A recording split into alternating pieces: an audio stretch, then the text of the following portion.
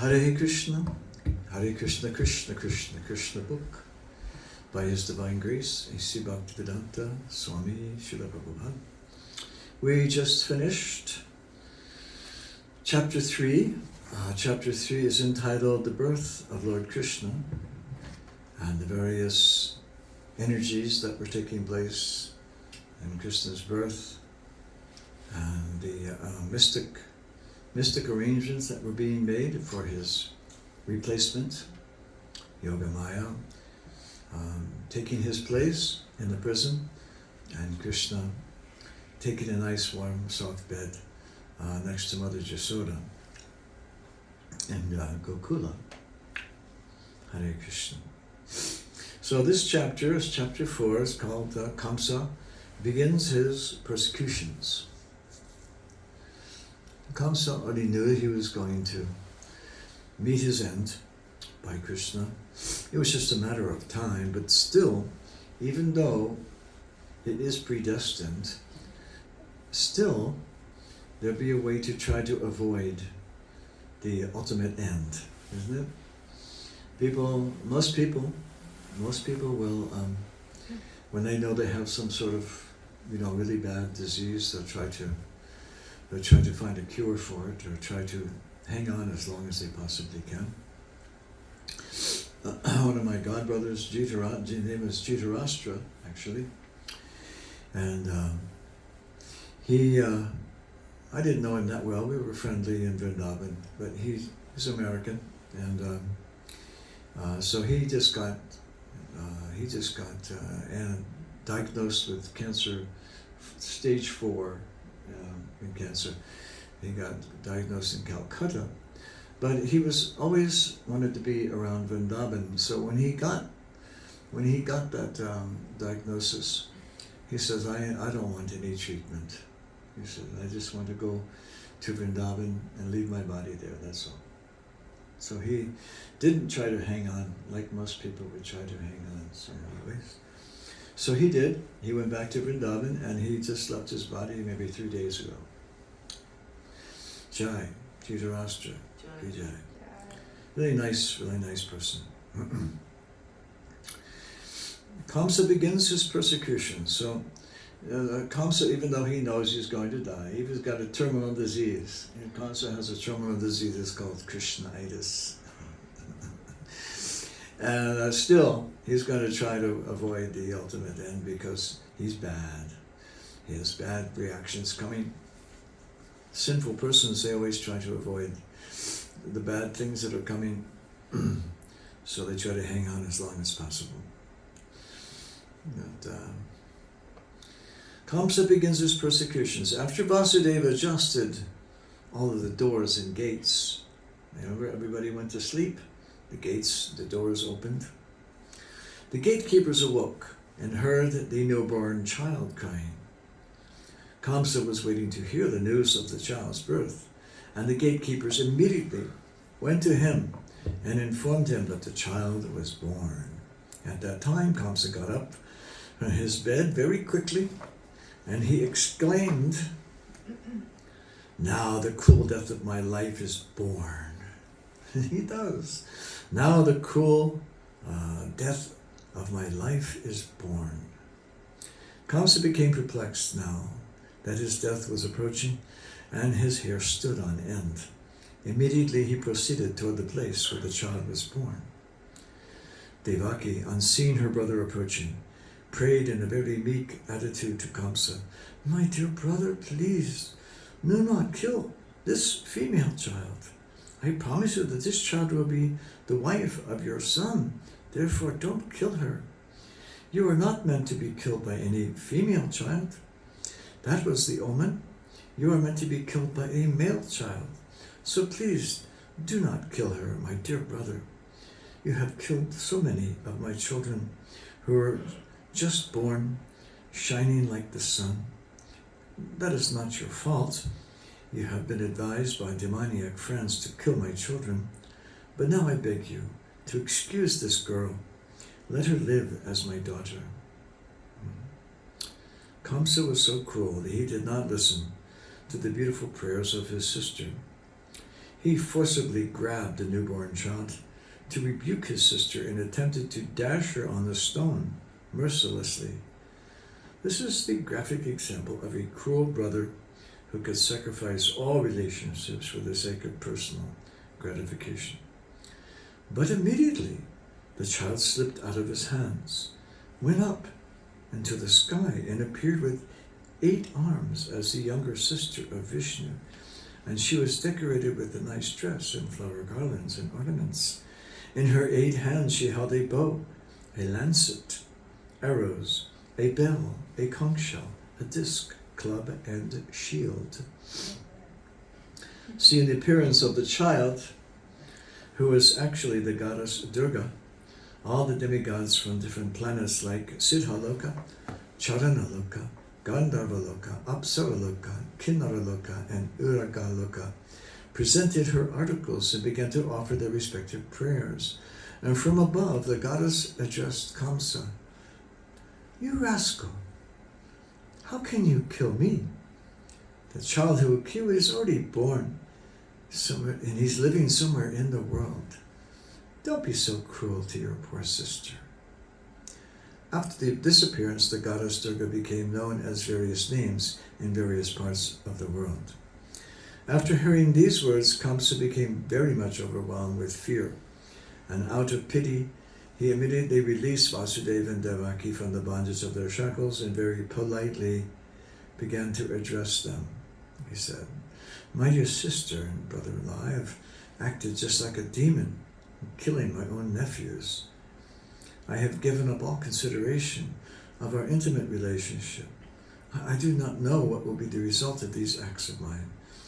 Probably I shall be sent to hell, where killers of the Brahmanas go. I am surprised, however, that the celestial prophecy has not come true. False propaganda is not found only in human society, apparently. Now it appears that even the celestial denizens speak lies. Because I believed in the words of these celestial denizens, I have committed so many sins by killing the children of my sister. My dear Vasudeva and Devaki, you are both very great souls. I have nothing to instruct you, but still I request that you not be sorry for the death of your children. Every one of us is under the control of superior power, and that superior power does not allow us to remain together. We are bound to be separated by our friends and relatives in due course of time. But we must know for certain that even after the disappearance of different material bodies, the soul remains intact eternally. For example, there are so many pots made of earthly clay, and they are prepared, and they are also broken.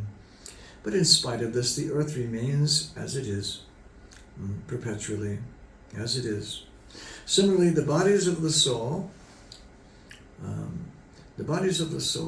under different conditions, are made and destroyed, but the spirit soul remains eternally. So there is, sounds like Kamsa read the Bhagavad Gita.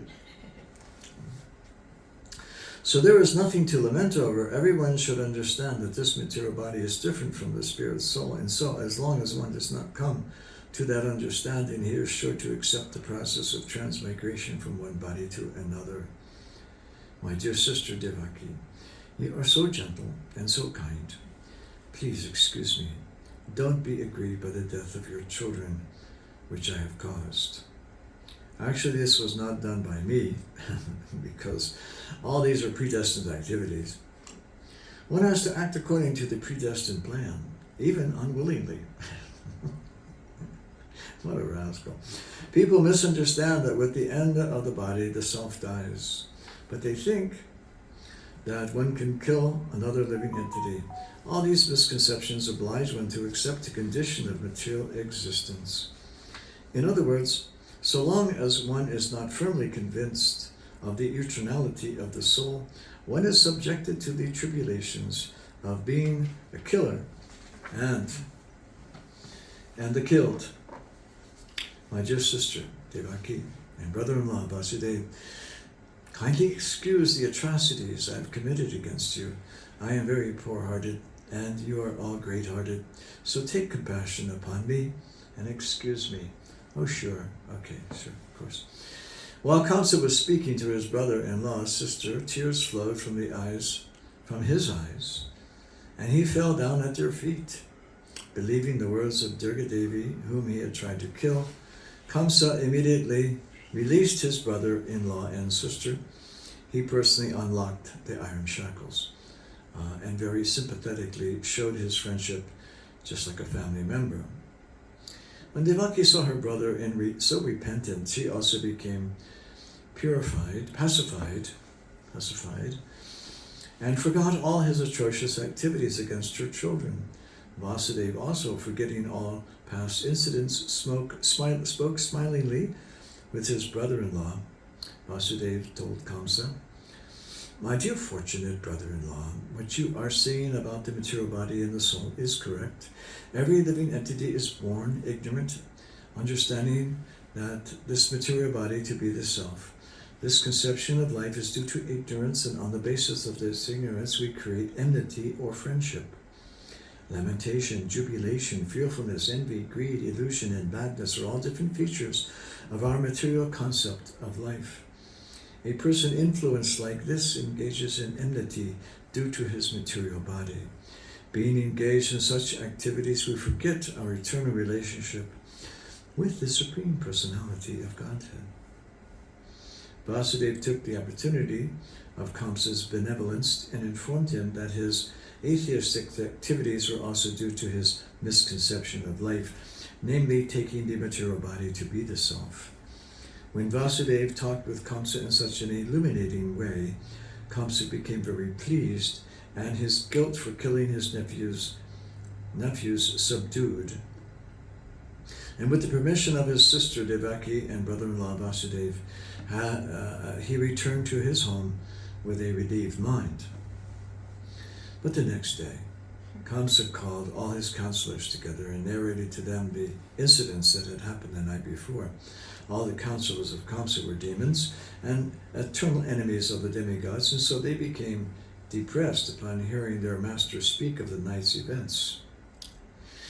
Although they were not very much experienced or learned, they began to give instructions. Kamsa as follows: "Dear sir, let us make arrangements to kill all the children who were born within the last 10 days in all the towns, all the countries, all the villages and pasturing grounds. Let us execute the plan immediately. We think that the demigods cannot do anything against us if we perform these atrocities. They will always be afraid of fighting with us, and even if they wish to check our activities, they will not dare to do so because of the immeasurable strength of your bow.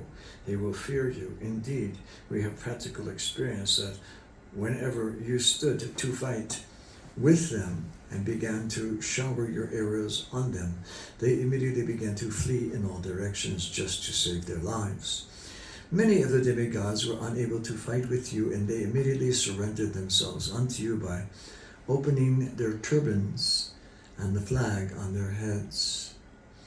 With folded hands they begged you to spare them and said, 'My Lord, we are all afraid of your strength. Please release us from this dangerous fight.' We have also seen many times that you would never kill such surrendered fighters when they were all fearful, their bows, arrows, and chariots broken, forgetful of their military activities, and unable to fight with you.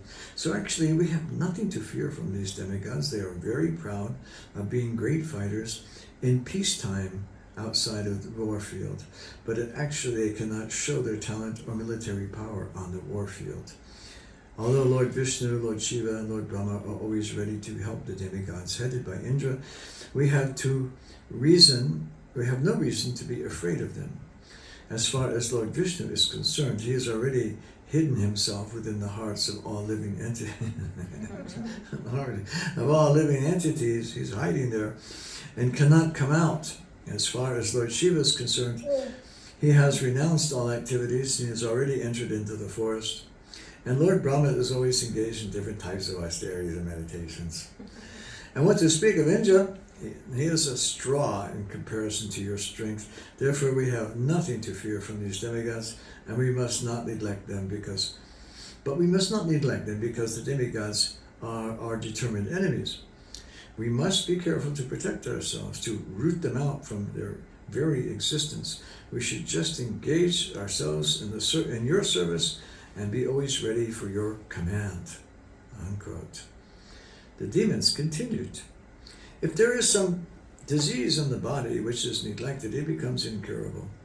Similarly, when one is not careful about restraining the senses and lets them loose, it's very difficult to control them all at all. Therefore, we must always be careful of the demigods before they get too strong to be subdued. The foundation of all strength in demigods is Lord Vishnu, because the ultimate goal of all religious principles is to satisfy him. The Vedic injunctions, the brahmanas, the cows, the austerities, the sacrifices, performances of charity, and distribution of wealth are all for the satisfaction of Lord Vishnu. So let us immediately begin by killing all the brahmanas who are in charge of the Vedic knowledge, and the great sages who are in charge of sacrificial ritualistic performances. Let us kill all the cows, which are the source of butter, which is necessary for performing sacrifice. Please give us your permission to kill all these creatures. Okay. Actually, the limbs of the transcendental body of Lord Vishnu are the brahmanas, the cows, Vedic knowledge, austerity, truthfulness, sense and mind control, faithfulness, charity, tolerance, and performance of sacrifice. Lord Vishnu is situated in everyone's heart. He's hiding there. And as the leader of all the demigods, including Lord Shiva and Lord Brahma, we think that to kill Lord Vishnu is to persecute the great sages and brahmanas, said the ministers. Thus, being advised by the demoniac ministers, Kamsa, who is from the very beginning the greatest rascal, decided to persecute the brahmanas and Vaishnavas by being entrapped by the shackles of all-devouring eternal time. He ordered the demons to harass all kinds of saintly persons, and then he entered his house.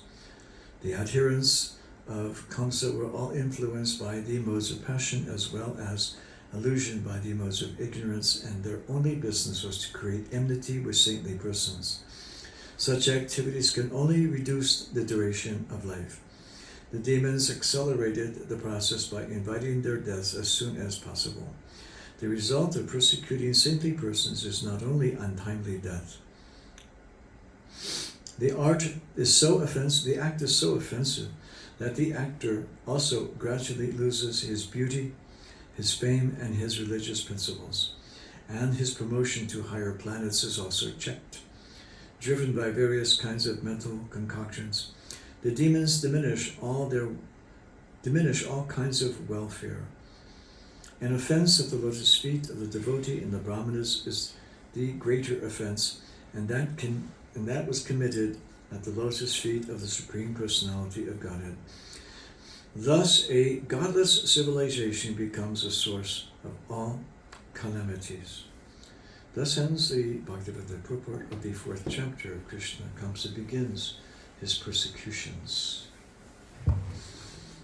He had a change of heart, and then all the demons said, no. You got to turn this around.